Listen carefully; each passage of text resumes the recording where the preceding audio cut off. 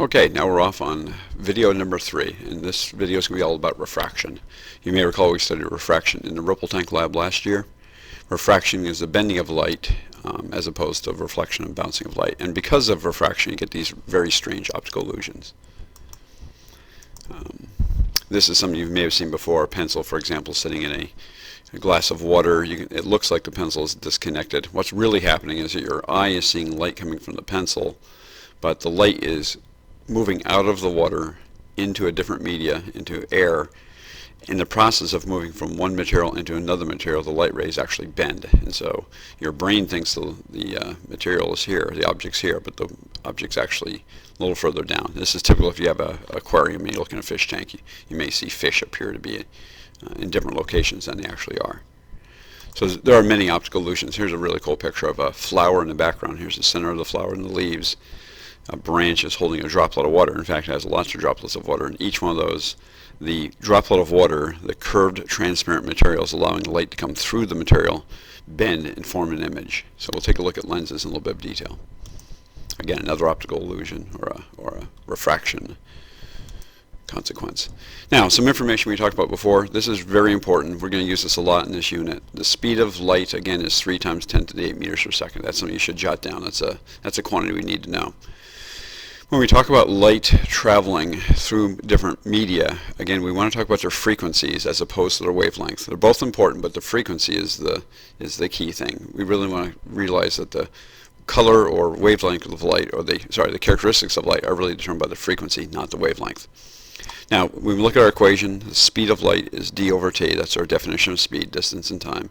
With a wave, it's the wavelength. How far it travels is the wavelength, and the time is called the period of oscillation. And again, that can also be equated to the wavelength and the frequency. Now, refraction, you remember this from last year. The refraction is the bending of light as it passes at an angle from one medium into another of different optical density. The optical density is not the same as the physical density. They're very similar, but this has to do with how the light behaves when it's in a particular material. And specifically, the key thing here is that refraction occurs because the speed of light changes. The speed of light can slow down or speed up depending on what material it's in and what material it's moving through. We have an excellent animation showing you this. This is the same company that did the previous animation on reflection. Now, a couple things are important here. If you look at this picture, and I'll pause this so you can see what's going on here. These blue lines represent the crests, for example, of a plane wave coming in towards a barrier. So we have a crest, the area in between is a trough, a crest, a trough. And so we can see that we have a particular wavelength. The distance from one wave crest to another wave crest is a wavelength. As this wave moves from a low impedance, something that's very easy to move through, into a more optically dense material, something that has more impedance or more resistance, a couple things happen. One thing you can notice immediately is that the wavelength changes. So the wavelength of this particular wave, if it were a color, for example, this might be red. As it traveled into here, you might think that it would change to a different color. But again, it's not the wavelength that matters for the color, it's the frequency. So the wavelength does change. In this case, the wavelength gets less. The other thing that happens is that when I run this again, you'll see that the speed decreases. So if you track along here, you can see it moving at a certain speed. As it travels in something more optically dense, it slows down. Now, this is a little confusing, but it's kind of important we get this. You can kind of imagine an analogy of cars on a highway going 50 miles per hour, separated by, for example, what you're supposed to be, 5 car lengths. Somebody in the front spots a cop, everybody slows down to 30 miles per hour, and the cars get closer together. So here the speed was fast and the cars were spread out. Here, they spot the cop, the cars slow down and they get closer together. But if you were standing on the side of the road and watching these cars go by, you would hear them at a certain frequency passing you by. If you stood here and watched the cars go by, you would see that the frequency is the same. And that's very important, because what's happening is the light is passing from one material into another. The speed is changing, the wavelength is changing, but the frequency is staying constant. So light does not change color when we shine it through a piece of glass, for example. If you stand outside the window of your house, you don't see your shirt turning from green inside the house to something like red, blue outside the house. So the wavelengths don't change. The frequency doesn't change, the wavelength does. So again, if we run this animation, now the same thing we talked about before with reflection, we can change the angle of incidence. If I put the normal line in here, it's coming in at an angle of 0. So the angle of incidence is 0 degrees, and the angle of refraction is 0 degrees. But unlike reflection where it bounces off, if I change the angle of incidence, here the angle of incidence is 47, the angle of refraction in this case is 29. It depends upon, and again we'll use the ray model, it depends upon the two media. What are the two materials?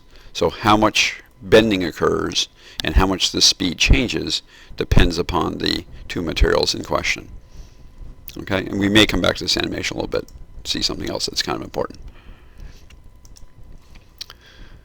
So again, bending occurs as speed changes. Now, if you look at this example, here I've done an example where we're going to look at one situation where we're going from something that has a very low optical intensity, where the waves are traveling very fast, into a material that's more optically dense, where it's going to slow down. And in this case, the waves are going to bend a particular direction. We'll do the mathematics of this a little bit later with an equation. But what happens is that the angle of incidence, again, always measured relative to the normal line, is a certain number. If we go from a fast material into a slower material, the angle of refraction will be smaller. In other words, it's going to bend towards the normal. So the theta I will be greater than the theta R. And again, this is only because we're going from a fast material into a slow material.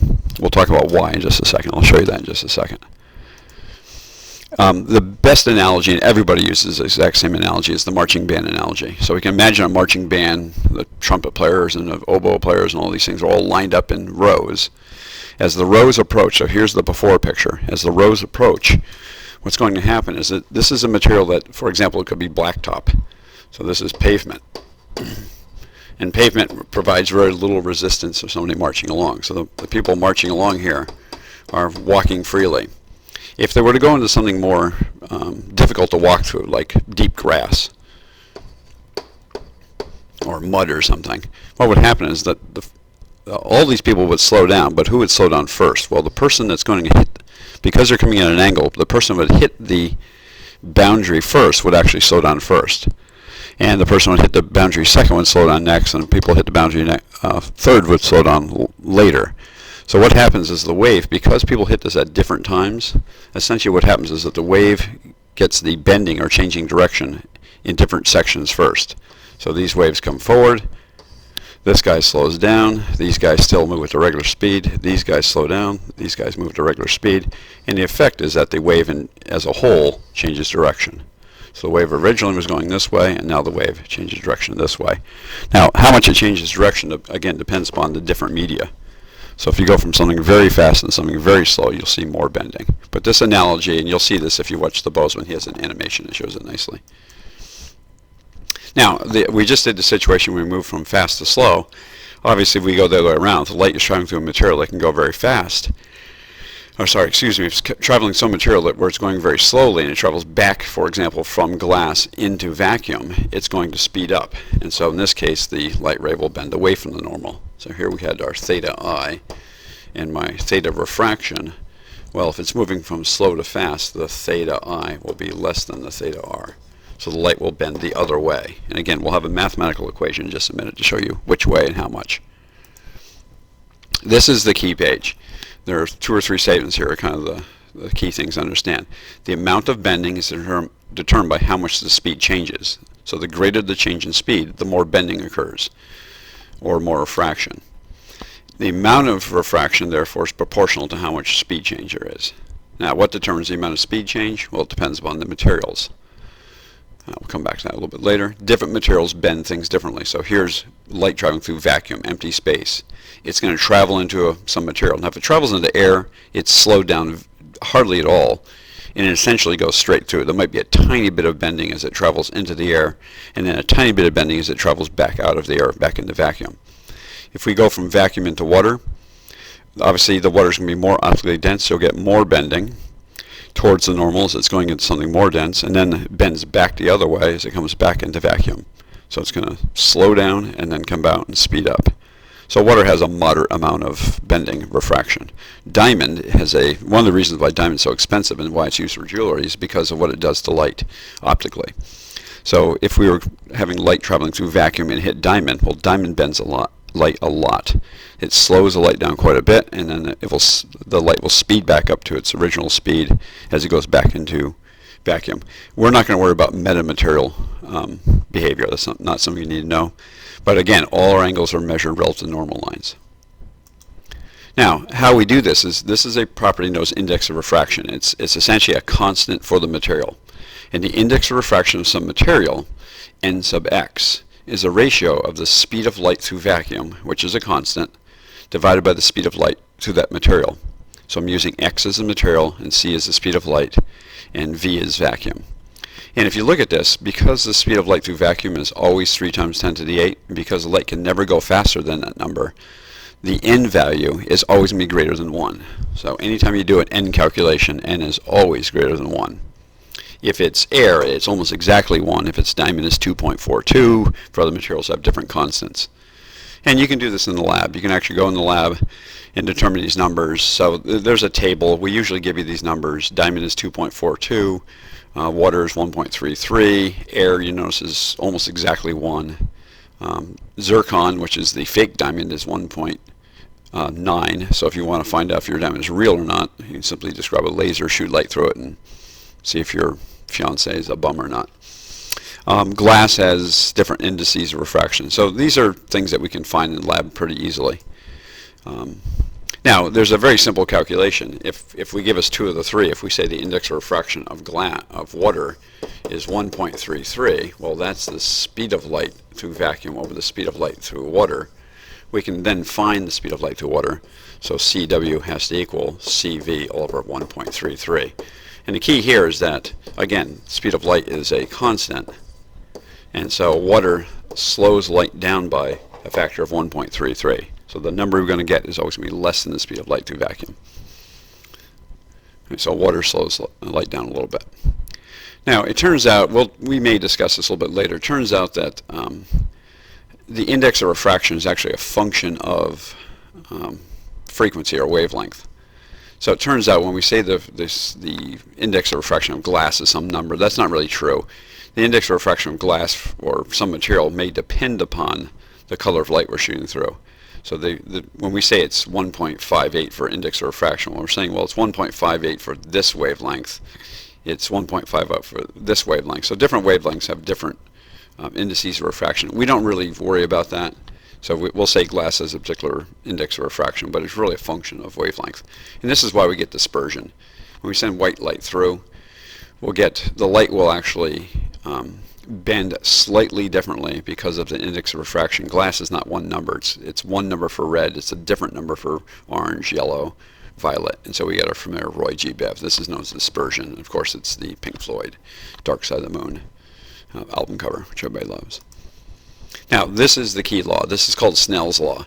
And this is the mathematical relationship that lets us link the index of refraction of one material and the angle it's coming in at in that material, and the index of refraction of the other material and the angle it's going out in that material.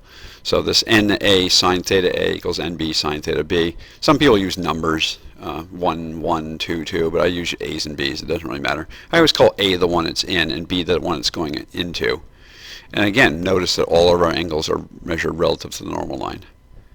So this is known as Snell's law. And again, the quick summary says that as the index of refraction goes up, the bigger the index of refraction, the greater the change in speed, and the greater the change in speed, the greater the amount of bending.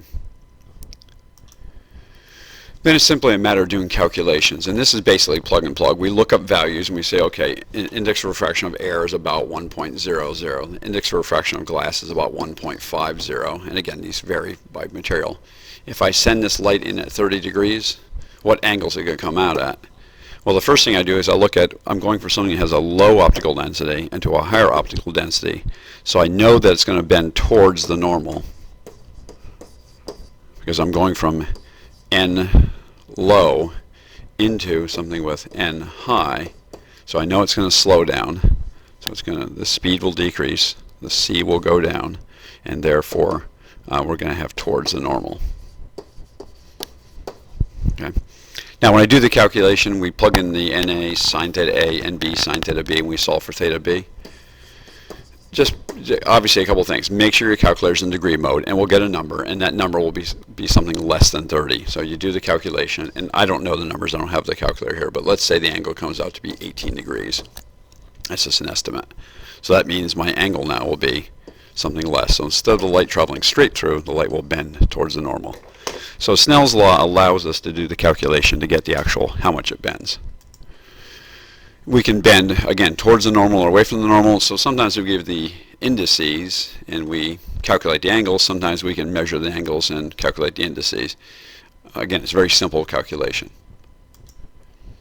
Again, I mentioned we can do this in lab, and sometimes there are some lab activities where we actually do this. We'll shoot light with a laser through different materials. There's a lab where I shoot light through a jello. I shoot a laser beam into the jello. We measure the angle of the jello, refracts or bends the light. Jello, as you might suspect, has an index of refraction close to water because it's primarily water and gelatin. And so it turns out the index of refraction of jello is about the same as the index of refraction of water. Okay, I'm going to stop here. I'll add an additional important conversation about partial reflection and internal reflection.